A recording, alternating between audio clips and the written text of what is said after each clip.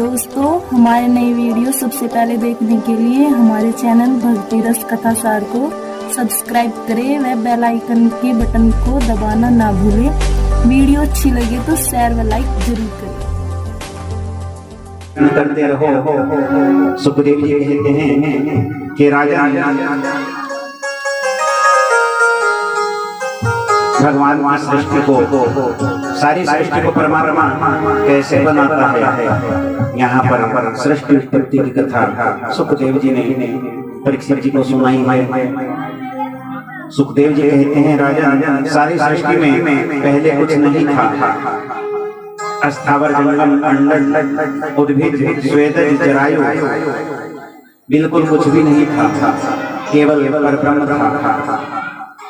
एक बार परब्रह्म ने मन में विचार किया कि मैं एक से अनेक हो जाऊं।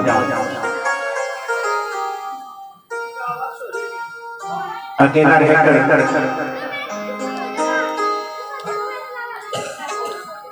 एक से एक हो जाऊं तो देखो, पहले उस परब्रह्म ने इस सृष्टि में जल का निर्माण किया है।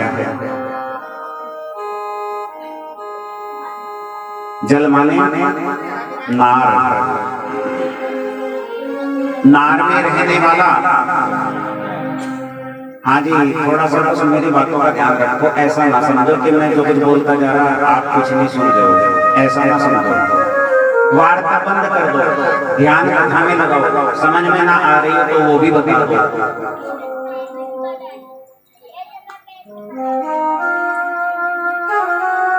और आज कन्हैया का जन्मदिन है।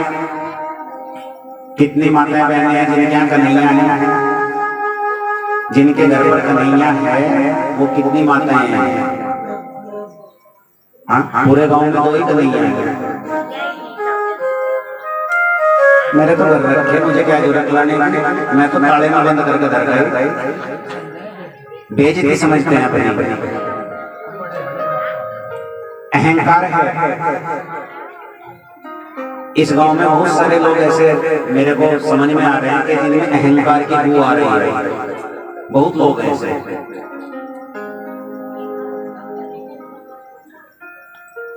चलो खैर, अहंकार करेगा इंसान तो अपने लिए। अहंकार मिटाकर परमात्मा के दरबार में आओगे तो वो अपने लिए, मेरे लिए नहीं। ये तो एक समझने की और सोचने की बात है। 2 दिन की बात हो रहेगी, कल की और परसों की बात है। परसों को तो हम भंडारा करके प्रसाद लेके यहाँ से चले जाएंगे, ठीक है। 2 दिन और परेशान करेंगे आपको। जो भी हमसे भला बुरा बोला जाएगा 2 दिन और चले जाएगा।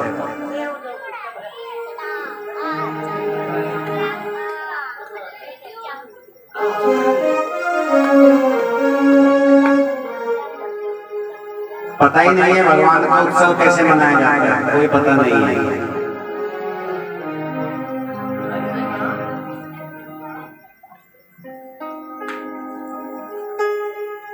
परमात्मा ने सबसे पहले इस धरती पर, इस सृष्टि में सबसे पहले किस चीज की उत्पत्ति की? जल की। जल का दूसरा अर्थ क्या है? नार। नार के अंदर कौन रहता है? अयन का मतलब क्या है? निवास स्थान। नारायण, नार प्लस अयन, नारायण का संधि विच्छेद नार प्लस अयन अर्थात नारायण।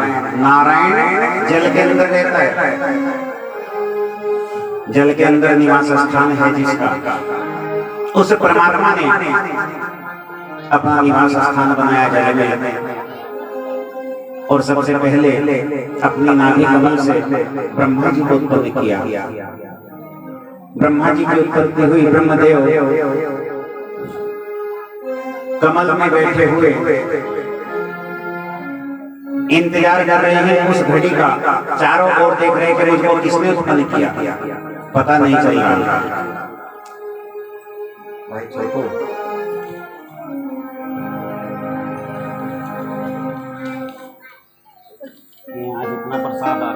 इधर ले आओ, इस तखत पे रख लो सारा। माखन अलग, टोफी अलग, जो सामान आ रहा है उसको अलग अलग करके रख लो। घर से बड़ा बर्तन लेके उसमें माखन और नारायण ने जिस समय ब्रह्मा जी को उत्पन्न किया तो ब्रह्मदेव को अहंकार हो गया, अभिमान हो गया। बोले बोले किसने प्रकट किया, कोई पता नहीं, मैं ही सबको प्रकट करता हूँ, ये सब कुछ मुझसे चल रहा है। अब ऐसा विचार करके अब नारायण ने सोचा कि ब्रह्मा जी का अभिमान को दूर करना है, अहंकार को तोड़ना है। ब्रह्मदेव ने आकाशवाणी की, ब्रह्मदेव को आकाशवाणी हुई कि हे ब्रह्मदेव, दो शब्द सुनाई दिए, पहला शब्द तय और दूसरा शब्द पै, अर्थात तप। बोले तप कीजिए। ब्रह्मदेव ने 5000 वर्षों तक तप किया। उस तप के प्रभाव से नारायण चतुर्भुज रूप से ब्रह्मदेव को दर्शन दिया है और ब्रह्मदेव को सृष्टि उत्पत्ति करने के लिए आदेश किया और 4 श्लोकी श्रीमद् भागवत 4 श्लोकों का दान ब्रह्मदेव को दिया है। 4 श्लोकी भागवत को ब्रह्मा जी ने नारद जी को सुनाया, सनक सनंदन सनातन सनत कुमारों को सुनाया और उन्होंने नारद जी को सुनाया। इस प्रकार ये भागवत वेद व्यास जी ने नारद जी के मुख से सुनी है और वेद व्यास जी ने इसका 18,000 श्लोकों में विवेचन किया। अब परीक्षित जी कहते हैं, बोले गुरुदेव एक बात बताएं। बोले क्या? बोले मेरा दूसरा प्रश्न है कि चींटी से लेकर हाथी तक जितने भी संसार में जीव हैं उन सबको ब्रह्मदेव ने बनाया है। बोले हाँ। तो भला भगवान दर्शन अपने कैसे कैसे भक्तों को देते हैं? अब सुखदेव जी कहने लगे कि जो पापी से पापी हो उसको भी भगवान दर्शन देते हैं। बोले भगवान जल्दी किसको मिलता है? जल्दी भगवान किस भक्त को मिलता है? बोले जिसकी आत्मा सरल हो, जो भक्त सरल हो, कठोर ना हो, ऐसे भक्त को परमात्मा दर्शन देते हैं। सारा अलग अलग करके रख लो, मिश्री और माखन एक जगह कर लियो।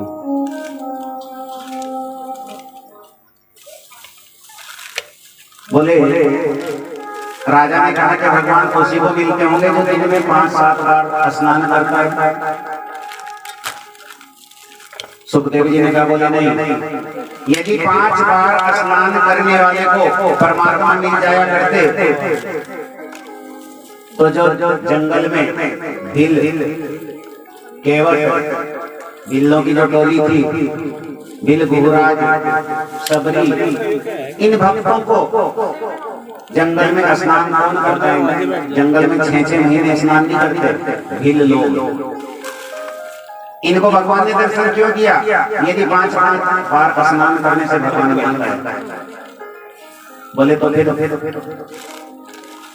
बोले इन बिल्लों की एक भावना थी कि असे हमारे प्रभु बड़े सेवकाई, लेने बासने बसने चुराई।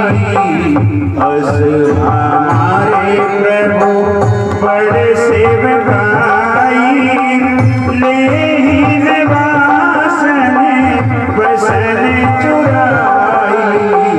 श्री राम जय राम, श्री राम जय राम, जय जय राम, जय जय राम। श्री राम जय राम, जय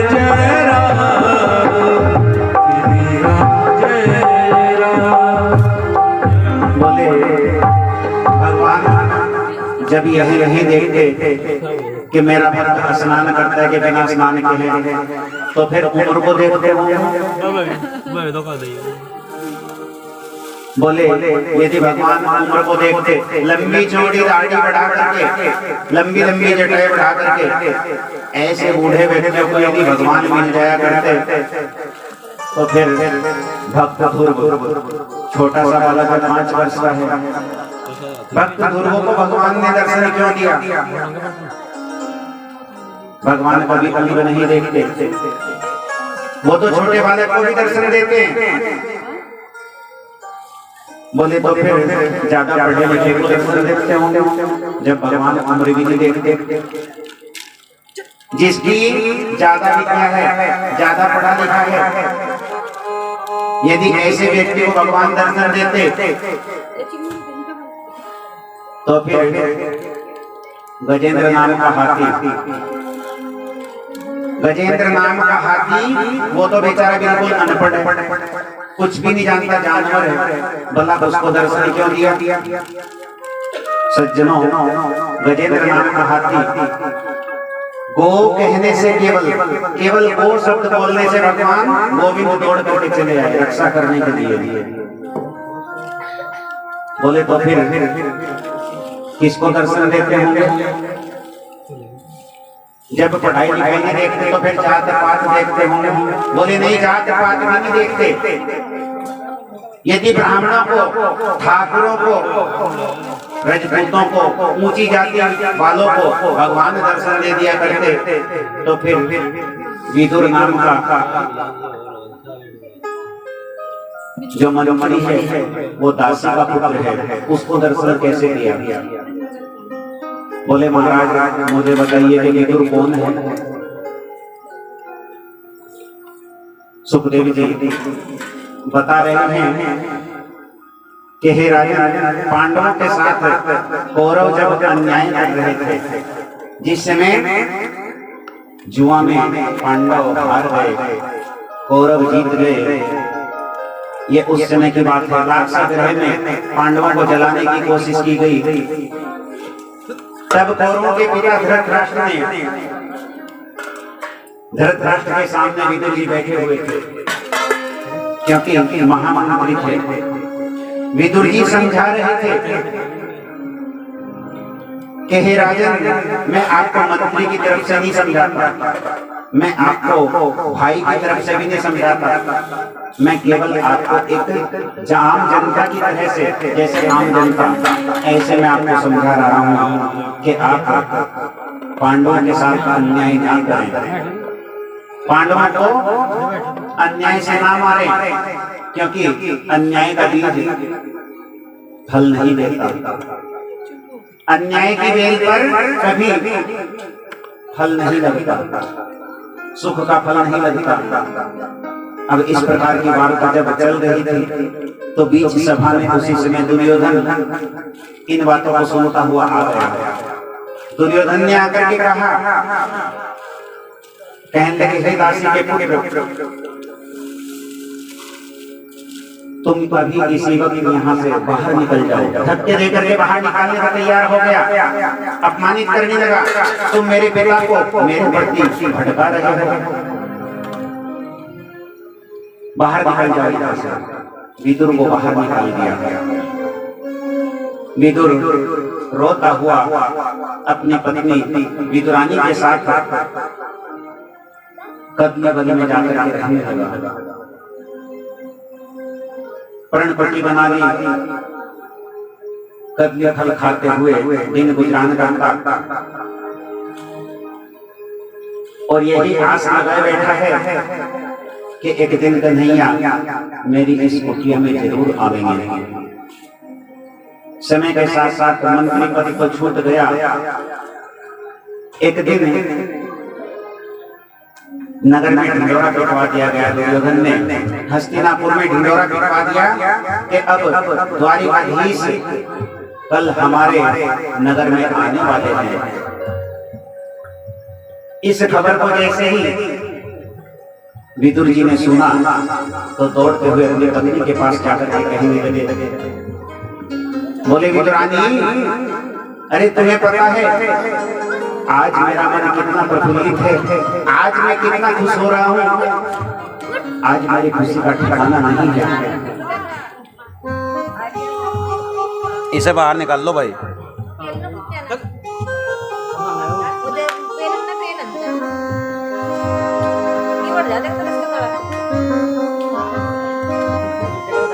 आज मेरी खुशी का कोई ठिकाना नहीं है। अब ऐसा निगरानी पूछने लगी, बोले क्या बात है? बोले बात क्या है? आज हस्तिनापुर में मेरे गोविंद पदार्पण करने वाले हैं। बोले अच्छा गोविंद आने वाले हैं? बोले हाँ।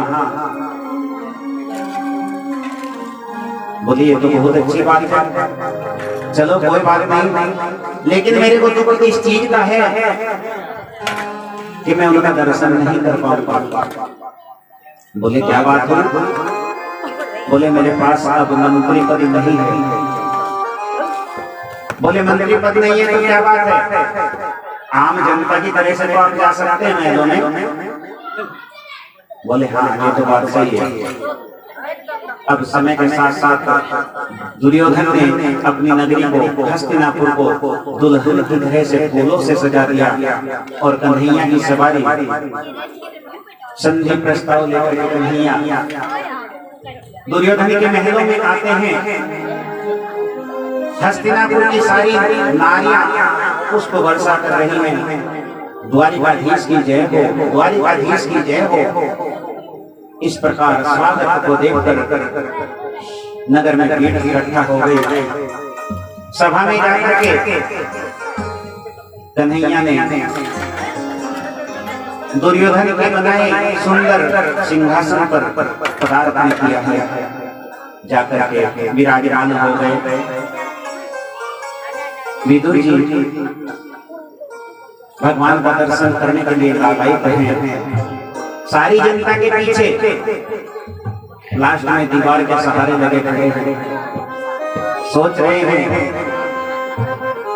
वो कौन सी घड़ी आवे जब द्वारिकाधीश मेरे गोविंद मेरी ओर एक बार अपनी नजरें फेरे और मानो द्वारिकाधीश की सिंहासन पर बैठे हुए केवल जनता की ओर निहार रहे हैं, जनता में ढूंढ रही है निगाहें अपने भक्त को। मेरे विदुर जी, मेरे काका न जाने से जनता की भीड़ में हैं या नहीं, और भीड़ में ढूंढते हुए दीवार के सहारे सटे हुए विदुर जी के सामने कन्हैया की नजरें पहुंची। 2 मिनट तक तो एक साथ दोनों एक दूसरे को देखते रह गए, मानो आज तक एक दूसरे का दर्शन ना किया हो। और इशारों में मेरे गोविंद ने कन्हैया से कह दिया, मेरे गोविंद ने अपने काका से कह दिया, बोले काका आप चिंता मत करो, मैं तुम्हारे घर आज अवश्य आऊंगा। अब दुर्योधन ने जब कन्हैया ने कहा कि दुर्योधन मैं तुम्हारे सामने एक प्रस्ताव लेकर के आया हूँ। बोले प्रस्ताव क्या है? बोले मैं चाहता हूँ तुम एक बात बताओ, पांडव तुम्हारे भाई ना? बोले हाँ तो भाई हैं। बोले भाई के साथ साथ इस राज्य पर उनका आधा अधिकार है? बोले हाँ होना चाहिए। तो फिर मैं आधा राज्य नहीं मांगता, मैं कहता हूँ मेरी सलाह है मेरी कि 5 गांव उनको दान में दे दो। मैं पूरा उनको समझाने की पूरी कोशिश करूंगा, 5 गांव से वो संतुष्ट हो जाएंगे। बोले नहीं कन्हैया तुम 5 गांव कहते हो, मैं एक सुई की नोक के बराबर भी उनको नहीं दूंगा। दुर्योधन के ऐसे वचन सुनकर कन्हैया मुस्कुराने लगे और दुर्योधन को कहने लगे, दुर्योधन तू दुर्योधन नहीं, तू तो सुयोधन है। धृतराष्ट्र ने बामुश्किल दुर्योधन को समझाया, अब दुर्योधन का गुस्सा शांत हो गया, कहने लगा चलो कोई बात नहीं कन्हैया, ये राजनीति की बातें तो बाद में होती रहेंगी, तुम एक काम करो, मेरी माँ ने तुम्हारे लिए 56 प्रकार का भोग बनाया है, चलो पहले भोग ग्रहण कर लो। अब कन्हैया ने कहा, बोले दुर्योधन एक बात है, मेरे को पहली तो बात है कि भूख नहीं है, दूसरी बात तुम्हारे यहाँ जो भोजन तुम्हारी माँ ने बनाया है उसमें भाव नहीं है। यदि खाने वाले के पेट में भूख हो तब भोजन किया जाता है, दो परिस्थिति होती है। दूसरी बात, यदि भोजन में भाव हो तो छठे पेट भी भोजन कर सकता है। अब दुर्योधन कहने लगा, दुर्योधन के सामने कन्हैया ने कह दिया, वैसे भी आज मेरे भक्त का निमंत्रण आया है, मैं अपने भक्त विदुर के यहाँ भोजन करने जाऊंगा। अब दुर्योधन कहने लगा, बोले उस विदुर के पास, उसके पास तो अपने खाने के लिए भी नहीं है, तेरे को क्या खिलाएगा? बोले चिंता मत करो, मैं जाऊंगा तो जरूर। लोग जाते हैं मंदिर में, चप्पल निकाल कर, जूते निकाल कर भक्त लोग भगवान के पास जाते हैं, लेकिन यहाँ पर मेरे गोविंद ने दुर्योधन की सभा में अपने चप्पल जूते भी छोड़ दिए, भूल गए और नंगे पैरों, क्योंकि भूख बहुत ज्यादा लग रही थी, दौड़ते हुए चल दिए। उनसे पहले जब इस बात को सुना कि मेरे गोविंद ने दुर्योधन को ये बात कही है कि मैं विदुर के यहाँ जरूर जाऊंगा, मुझको विदुर ने निमंत्रण दिया है, तो विदुर दीवार के सामने सटे सुन रहे थे। सोचने लगे, मैंने कब कहा कि मेरे यहाँ तुम्हें निमंत्रण है? मेरे गोविंद ने मेरी कितनी बड़ी लाज रखी। दौड़ते हुए जाकर विदुरानी के पास कहने लगे कि विदुरानी आज तो कमाल हो गया। बोले क्या बात हो गई? बोले हुआ क्या? तुम्हें पता है मेरे गोविंद ने मेरी लाज रखी है, दुर्योधन की सभा में, भरी सभा में कह दिया कि मैं विदुर के यहाँ जाऊंगा, विदुर के यहाँ से मेरा निमंत्रण आया है। दुर्योधन के यहाँ भोजन नहीं किया। अब विदुरानी की गदगद हंसने लगी, खुशी के आंसू से आंसू निकल रहे हैं, भाव विभोर हो गई। बोले एक काम करो, जल्दी जल्दी तुम चूल्हा चौका साफ करो, कन्हैया आता ही होगा, न जाने किस समय पहुंच जाए, और इतना तक के मैं बाजार से कुछ भोजन की व्यवस्था करता हूँ। विदुर जी पहुंच जाते हैं गोप ग्वालों के बाजार में, और विदुरानी जल्दी जल्दी स्नान करने के लिए स्नान कर रही है। तुरंत से कन्हैया दौड़ते हुए विदुरानी के द्वार पर पहुंच जाते हैं। किवाड़ खटखटाए, बोले काकी कहाँ हो? अरे दरवाजा खोलो काकी, कहाँ हो? अब काकी भाव में भूल गई कि मैं स्नान कर रही हूँ, भूल गई कि मैंने वस्त्र भी पहनी है या नहीं। तुरंत से स्नान करने करते ही किवाड़ खोल दिए, दरवाजा खोल करके ओहो कन्हैया ने देखा बाहरी काकी वहाँ, मेरी काकी तो वस्त्र पहनना भी भूल गई। तुरंत अपने कंधे से पटका उतारा और काकी के ऊपर डाल दिया। काकी को वस्त्र उठाकर अंदर ले गए। तुरंत हाथ पकड़ करके कन्हैया का कहने लगी, मेरा गोविंद आया है, मेरा केशव आया है, किस जगह बिठाऊं? कुटिया में कहीं सुंदर सा स्थान नहीं है, चारों ओर कन्हैया को कभी उस कोने में लेके जावे, कभी उस कोने में लेके जावे। कन्हैया यहाँ पे बैठ गए, नहीं नहीं इस कोने में नहीं, इधर बैठ गए, इधर आ जाओ, इस कोने में बैठ गए। अब चारों ओर घुमा दिया। कन्हैया कहने लगे काकी मुझे कहीं बैठने की जगह भी दोगी या मुझे ऐसे पूरी कुटिया में नचाओगी? भूख लग रही है पेट में। अब तुरंत से एक पटका पड़ा था, पटका उठाया और पटका उठा करके उल्टा ही बिछा दिया भाव में। अब पटका उल्टा बिछा दिया, कन्हैया उसी को ही बैठ गए धप से। कन्हैया ने भी नहीं देखा कि उल्टा कि उल्टा। और कहने लगे, पेट पर हाथ फेरने लगे, काकी जल्दी से मेरे को भोजन करा दो, भूख लग रही है बड़ी जोर से।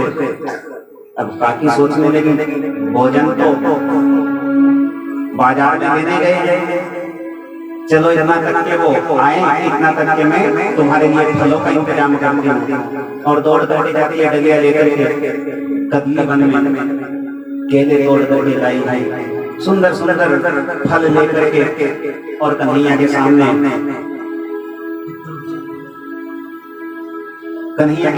फल रखे हैं, और एक एक केले का छिलका उतारती जाती, छिलके थाली में रखी जाती, पत्तल पर रखी जाती, और केलों को उतार करके बाहर फेंकती जाती। और कन्हैया भी छिलके फटाफट से उठाते जाते और खाते जाते। जब 30-35 छिलके खा लिए, इतने में विदुर जी ने किवाड़ घाट बढ़ा दिया। विदुर जी का आगमन हो जाता है। विदुर जी कहने लगे आकर के, किवाड़ घाट बढ़ा रहे हैं, अरे कन्हैया क्या होगा, जल्दी किवाड़ खोल, न जाने कब आ जाए। अब काकी दौड़ती हुई गई, किवाड़ खोला, बोले इंतजाम किया कुछ? बोले हाँ, मैं फल मिठाई लाया हूँ भोजन में, और वो आता ही होगा। बोले आता होगा या आ गया? वो तो आया बैठा अंदर। अच्छा, आया बैठा है। दौड़ करके आए हैं, आकर के देखा है, ओहो, देख करके आंखों से झरझर आंसू बहने लगे। जब से मिला